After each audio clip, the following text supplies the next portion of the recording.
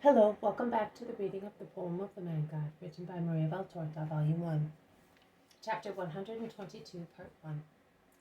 Jesus at the Clear Water. Honor your father and your mother. 3rd March 1945. Jesus is walking slowly up and down the bank of the river. It is very early in the morning, because the fog of a dreary winter day is still lying amongst the reeds along the river banks. There is nobody, as far as the eye can see, on either bank of the Jordan.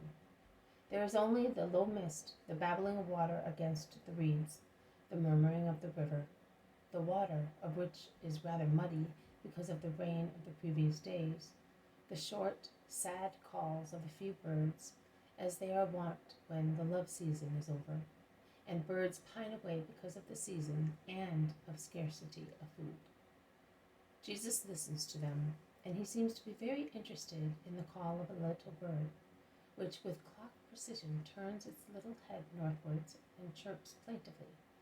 Then it turns its head southwards and repeats its inquiring chirp without any reply. At last the little bird seems to have received a reply from the other bank, and it flies away across the river with a little cry of joy. Jesus makes a gesture as if to say, "Good," and resumes walking. "Am I disturbing you, Master?" asks John, who has come from the meadows. "No, what do you want?" "I wanted to tell you. I think it is a bit of information which may give you relief, and I have come at once also to seek your advice. I was sweeping our large rooms when Judas Iscariot came in. He said to me, 'I will help you.' I was amazed because he is never anxious to do such humble things, even when he is told. But all I said was, 'Oh, thank you. I will be quicker and we will do a better job.' He began to sweep, and we finished very quickly. He then said, 'Let us go into the wood. It is always the older ones who bring in the wood. It is not fair. Let us go. I am not very good at it, but if you teach me.' And we went. And while I was there tying the faggots, he said to me, 'John, I want to tell you something.' 'Yes, do,' I said, and I thought it might be a bit of criticism. Instead, he said, 'You and I are the youngest. We ought to be more united. You are almost afraid of me, and you are quite right, because I am not good. But believe me, I do not do it deliberately. Sometimes I feel the need of being bad. Perhaps as I was the only son, I have been spoiled, and I would like to become good. The older ones I know are not very fond of me.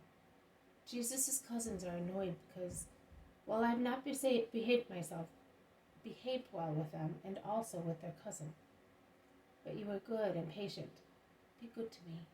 Imagine that I am your brother, a bad brother whom you must love, even if he is bad. Also, the Master says that we must behave like that. When you see that I am not doing exactly the right thing, tell me, and then don't leave me always alone. When I go to the village, come with me. You will help me not to do wrong. Yesterday I suffered very much. Jesus spoke to me, and I looked at him. In my silly grudge, I did not look at myself or at others. Yesterday I looked and I saw. They are quite right in saying that Jesus is suffering, and I feel that it is also my fault. I no longer want to be the cause of his pain. Come with me. Will you come? Will you help me to become better?" That is what he said. I confess it, my heart was beating like the little heart of a sparrow caught by a boy.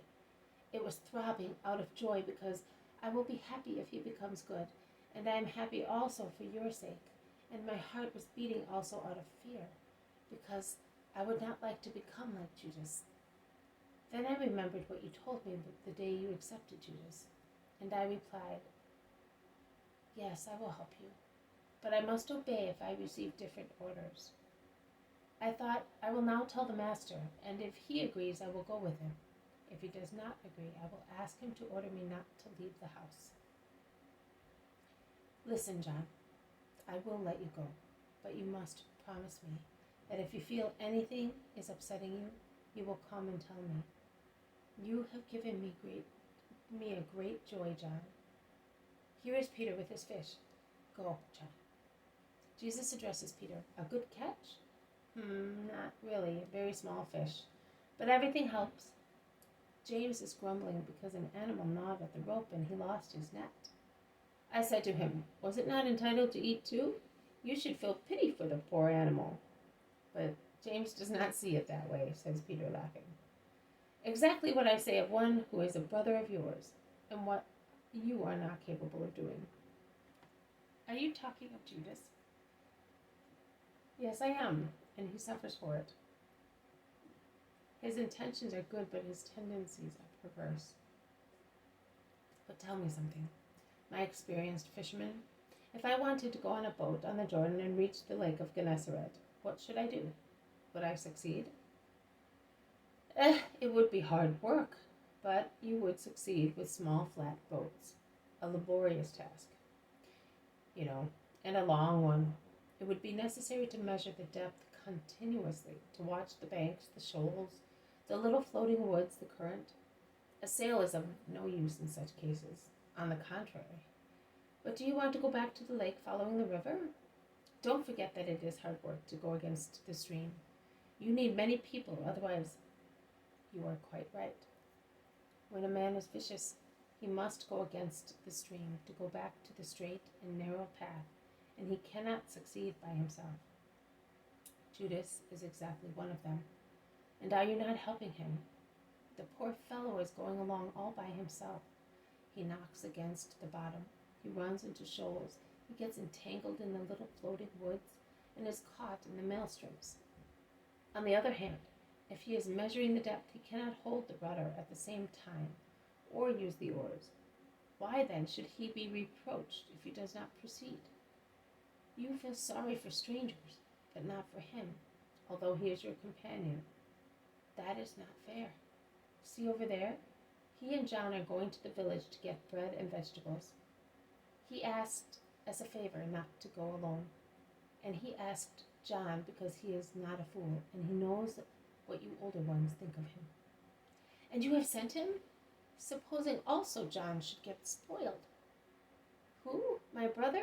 Why should he get spoiled? Asked James, who has just arrived with his net, which he has covered in a bed of reeds. Because Judas is going with him. Since when? As from today, and I have allowed him to go. Well, if you allow him, and I advise you all to do the same. He is left by himself too much. Do not be only judges for him. He is not any worse than many, but he has been more spoiled since his childhood. Yes, it must be so. If his father had been Zebedee and his mother Salome, he would not be like that. My parents are good, but they do not forget that they have rights and duties over their children. What you said is true. I will speak of that today. Let us go now. I see that the crowds are already moving across the meadows. This has been a reading from The Poem of the Man God, written by Maria Valtorta, Volume 1, Chapter 122, Part 1, Jesus at the Clearwater. Honor your father and your mother. Thank you for listening. I will see you tomorrow. May God bless you, and may peace be with you.